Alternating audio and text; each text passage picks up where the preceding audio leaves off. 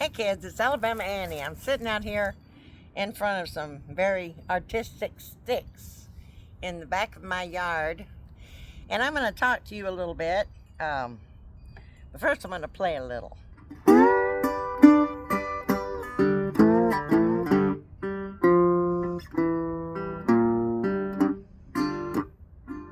Can't you hear the wind? Loud is calling out your name.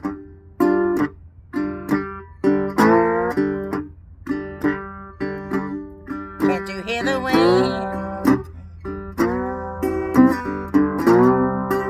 It's calling out your name.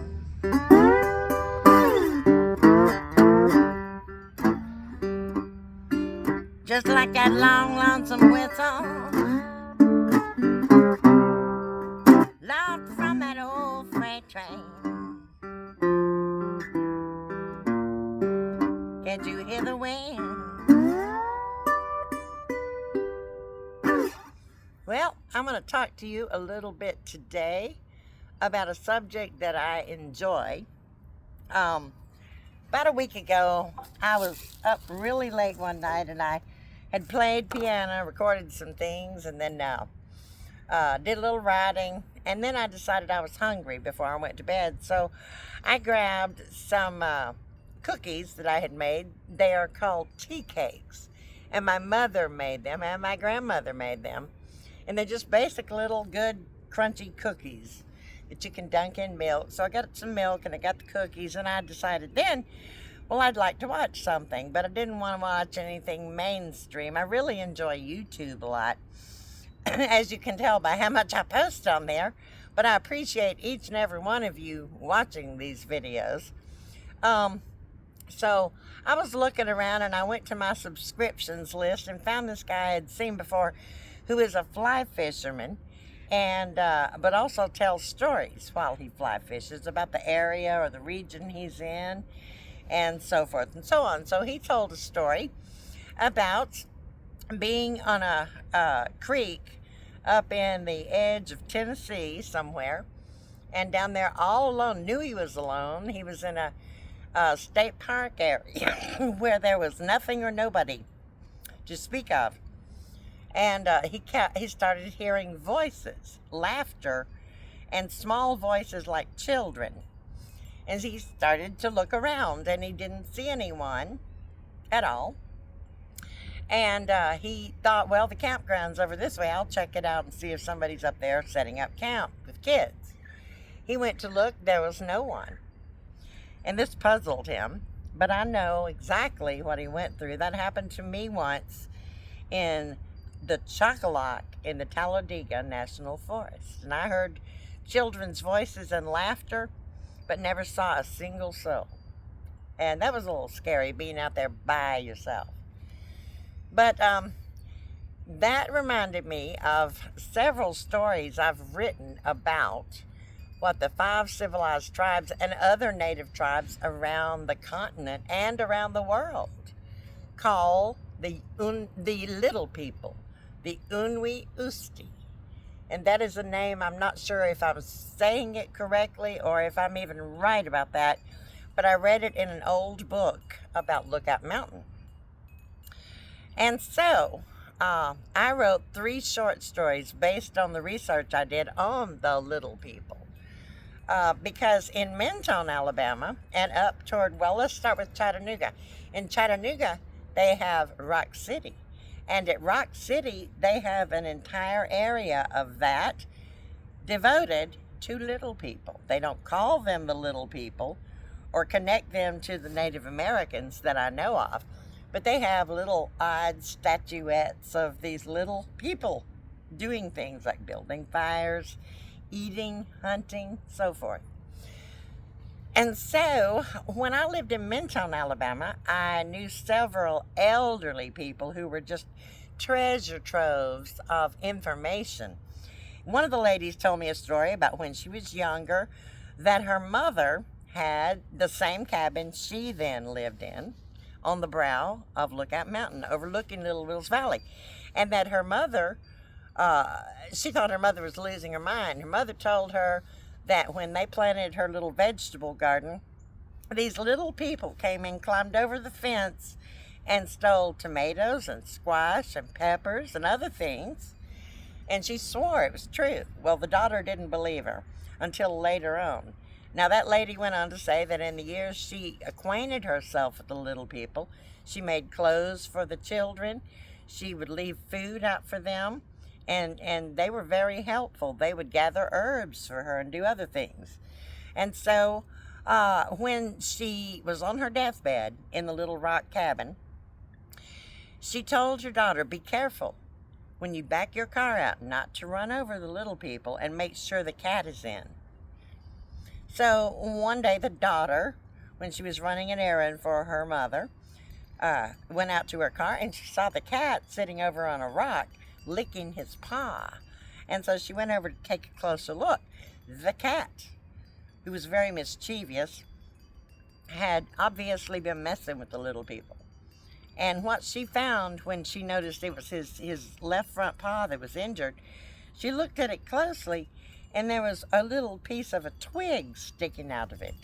And then she saw, when she looked even closer, that there was a little arrowhead wrapped to the tip of that piece of wood.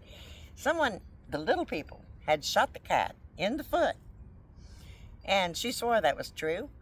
And over the years, as she continued to live in the cabin, she also became acquainted with them. And from what she told me, she said they told her there were 3 bands of the little people. There were the Laurel, which were a very happy, fun-loving group of people who were very helpful, and that sometimes you would hear them in the forest singing songs and playing drums and dancing. But they are scarcely ever seen. The next tribe is the Dogwood people. She said she was told they were very helpful people, and sometimes they would leave her little gifts on her steps outside the kitchen. And then she went on to mention the Rock people. She said they were the bad ones. They were one of the ones that shot the cat in the foot with the arrow, with the spear.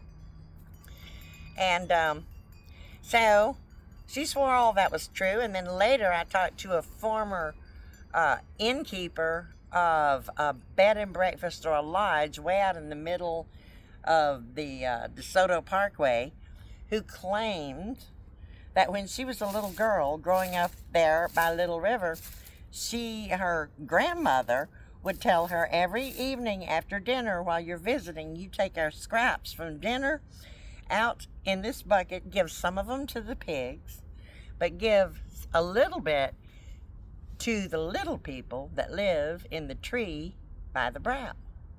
And the little girl thought, she's lying to me. But she went out there day after day while she was visiting over the summer and left some food for the little people on the saucer, and the next day the food would be gone. And then she began to think it was chipmunks or something, but it wasn't. And one day, the following summer, she carried some scraps out from the dinner table and to put them on the saucer. And she put them on the saucer, and as she was turning to run back to the kitchen door, out of the corner of her eyes, she saw a little man that stood about as tall as her thigh. He had no shirt on. He had deerskin leggings. He carried a big knife, and he had a really angry expression on his face. And when she looked at him and he looked at her, he took a step forward like he was about to come after her, and she ran for her life. She told her grandmother, and her grandmother said, I told you the little people were real. And then we go to the third story. Now there will be one more after this one. They're the Dogwood people, the helpful ones. There was a farm out here in Little Wills Valley, up between here and Collinsville, where a lady lived who was a retired school teacher. And she swore, she told this story in class. She told it to everyone she could, because she believed in ghosts, and she believed in tales and legends of the area, like the ghost the ghost wagon that you can have seen. They claim I've never seen it, but people claim you can see a ghost wagon out here with two lights on it. Well, she told a tale about the Dogwood people. She said that when she was a younger girl, before she married, that she would find gifts. They would find gifts outside on the back porch. Sometimes it would be some quail that had been killed. Sometimes it would be a rabbit. Sometimes it would be flowers. Different things. And her mother thought that it was one of her suitors that was leaving her presents, but it wasn't. After they started to wonder about who it was, they began to notice little bare footprints all around the porch and out in the dirt yard, because yards were dirt then. And I think it's a kind of cool idea, as much as I have to mow around here. But on we go. The next story, I've got two to choose from. One is about a place called Little Man Holler, where some rock people terrorized a guy. I'll just tell that one real quick. He was a repeat offender, and the judge in DeKalb County got tired of seeing him. His name was Rudy. He got tired of seeing him. Petty theft, petty theft, petty this, petty that. So he locked him up. And so after he locked him up, that's about the time they started the work gang to put in a railroad line and work on the highway. Well, they had him out in the middle of nowhere in a place called Shinbone Ridge, building, cutting and clearing land to build a railway for the TAG railroad line, Tennessee, Alabama, Georgia. And so they were out there working, sweltering in the hot summer, getting eaten by mosquitoes, just nasty conditions, sleeping in tents, which he didn't like, and working hard, and not the right kind of food he liked. So one day he decided, I'm going to run away. I'm going to try to make it over to Dogtown, where my girlfriend lives, and I know that she will fix me a big pan of biscuits and some gravy. So that night he took off. He snuck out of the camp. Nobody could find him the next day. He left the camp and got turned around somehow in the woods. He didn't know those woods real well, but he knew them all right. And so he was trying to make his way down toward Dogtown. But like I say, he got sidetracked, and he ended up in a place that nobody ever went. It was a place called Little Man Holler. And the reason it was called that is because people claimed that there was a band of angry little men, people that lived there. And that if you went in there, you'd be lucky to get out with your life. But that's where he ended up. He was walking around. The moon came out. He thought that was on his favor. Following a creek. He thought it was the right creek, but it wasn't.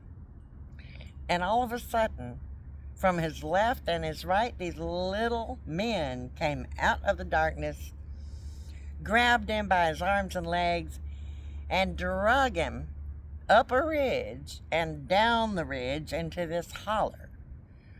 And out west, you call those canyons, but they're hollers here. At any rate, they drug him in there and they tortured him. I think they were trying to maybe help him.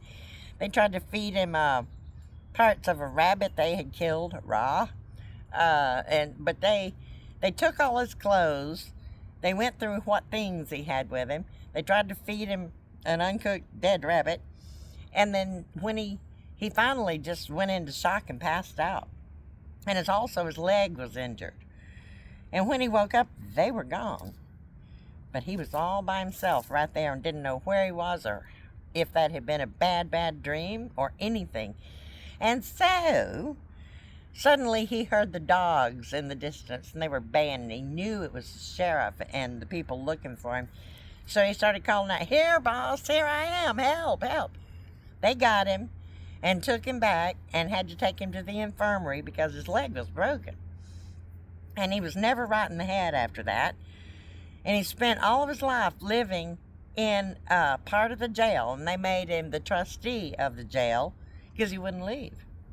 And so one summer, a couple years later, a circus came to Valley Head, Alabama, and they all wanted to go and see the circus. So the sheriff and the few inmates invited Rudy to come along, and he agreed. He said, somebody told him they'll have cotton candy. So he agreed to go. But he got to the circus, and when they went inside the big tent and took their seats, the ringmaster came out dressed in this beautiful blue velvet suit with his whip, and he said, "Welcome to the world's biggest show," or whatever. And all of a sudden, out from one side comes some elephants with beautiful women riding on them, and out over on this side, here come a little group of monkeys in a wagon being pulled by a dog. But then, and they're all enjoying it until the clowns came out. And they weren't just clowns, they were little people clowns. Little guys. Came out, turning cartwheels and doing things, and that scared Rudy so bad, they had to take him back to the infirmary, and he never, ever left that jailhouse again. He would go just outside the walls to sit in the sun. And sometimes he might go down to the little store right there to get himself something to drink, but he never left that jail again. So that's the story of the little people, the stories that I have heard, and I have written them, documented them, let's say it, but I've, turned them into little short stories you can read, people of any age. Some are scary, some are not, and there's more. There are stories about Bigfoot, stories about the old home place here, stories about being in the woods, and all kinds of things you just might enjoy. And you can find those on Kindle under my author's name, G.S. Crowder. And there's one called Starlight Tavern. It's about an old inn in Mentone, Alabama. There's News of the Odd and Unusual, volumes 1 through 3, and about to be volume 4. And there are about, good grief, 60 or 80 stories in that collection. These are all ebooks right now. I've never printed any of them, but I intend to. But that's my word of the day. That's my story for the day. And